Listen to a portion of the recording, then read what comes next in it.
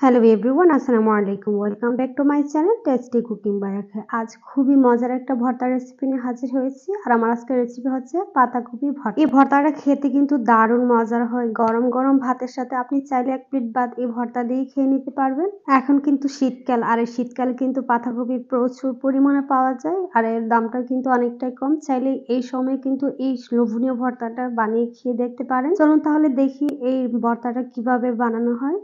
প্রথমে আমি এখানে পাতাকপি নিয়ে নিয়েছি, আর পাতাকপিটাকে আমি দা দিয়ে এভাবে চিকন চিকন করে কেটে নিয়েছি। আপনারা চাইলে আর একটু মোটা করে কাটতে পারেন। এখন আমি এখানে দিয়ে দিচ্ছি কড়াইয়ের মধ্যে, দিয়ে এটাকে আমি কিছুক্ষণ ভেজে নেব বা সিদ্ধ করে নেব।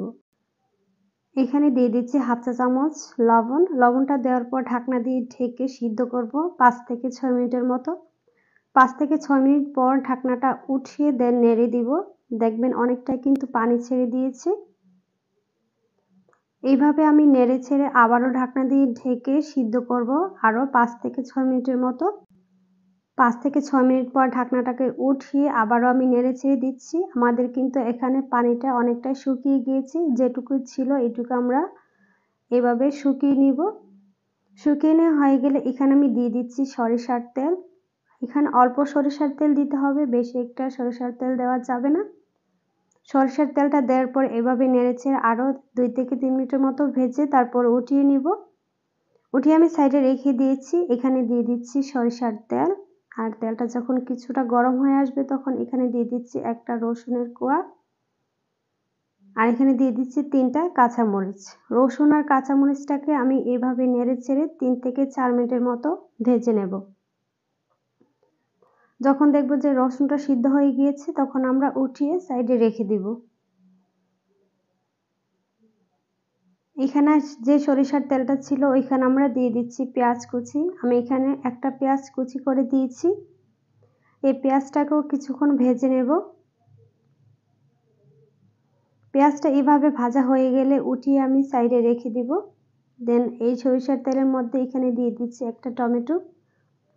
আর পাতাকপি ভর্তার মধ্যে টমেটোটা অবশ্যই দেওয়ার চেষ্টা করবেন। এই টমেটোটা কিন্তু ভর্তার স্বাদ অনেকটাই বাড়িয়ে দেয়।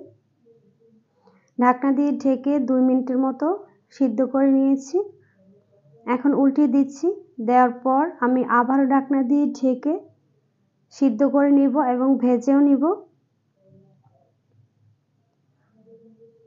ঢাকনাটাকে উঠিয়ে নেড়েচেড়ে উঠিয়ে নিব। আমাদের কিন্তু টমেটোটা খুবই ভালোভাবে ভাজা হয়েছে। তারপর আবার কড়াই বসিয়ে এখানে দিয়ে দিচ্ছি 4টা শুকনো মরিচ।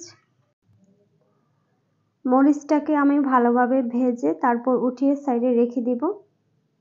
দেন এখানে একটা বাটি নিয়ে নিয়েছি, আমরা ভর্তাটা করে নিব।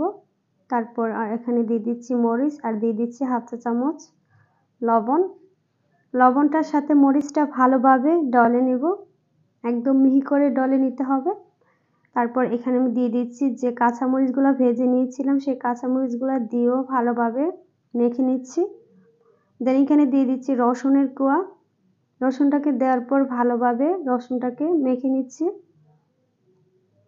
তারপর এখানে আমরা দিয়ে দিব ভেজে রাখা পেঁয়াজ, এবং আমি কাঁচা পেঁয়াজও দিয়েছি, কারণ ভর্তার মধ্যে কাঁচা পেঁয়াজ দিলে অনেকটাই মজা হয় খেতে। আর আমি কিন্তু ভর্তা একটু ঝাল ঝাল খেতেই পছন্দ করি। আপনাদের যে যার স্বাদ মতো বা ইচ্ছে মতো মরিচ দিবেন। তারপর এখানে দিয়ে দিচ্ছি টমেটো। টমেটোটা দেওয়ার পর ভালোভাবে সব কিছুর সাথে ভালোভাবে মেখে নিব।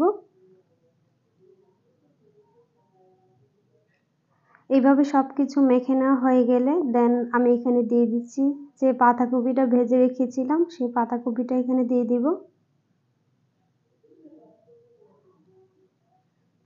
পাতাকপিটা দেওয়ার পর আমি ভালোভাবে আবারও সব উপকরণ একসাথে মিশিয়ে নিচ্ছি। মেশানো হয়ে গেছে বা মাখানো হয়ে গিয়েছে। এখন আমি দিয়ে দিচ্ছি ধনিয়া পাতা, আর অবশ্যই ধনিয়া পাতাটাও দিবেন, এটার কিন্তু ভর্তার স্বাদ অনেকটাই বেড়ে যায়। দেওয়ার পর ভালোভাবে মাখিয়ে দেন আমি সার্ভ করে দেখাচ্ছি। এই ভর্তাটা বাসায় একবার হলেও ট্রাই করে দেখবেন। আর এই ভর্তাটা দেখতে যতটা লোভনীয় হয়েছে, আর খেতে কিন্তু তার চেয়ে অনেক গুণ বেশি মজার হয়েছিল। বাসায় একবার হলেও ট্রাই করবেন। এই শীতের দিনে কিন্তু বাঁধাকপি অনেক পাওয়া যায়। আর আমার সহজ রেসিপি যদি ভালো লাগে লাইক, কমেন্ট, শেয়ার করতে ভুলবেন না। ফ্রেন্ডস এন্ড ফ্যামিলির সাথে শেয়ার করবেন। আল্লাহ হাফেজ।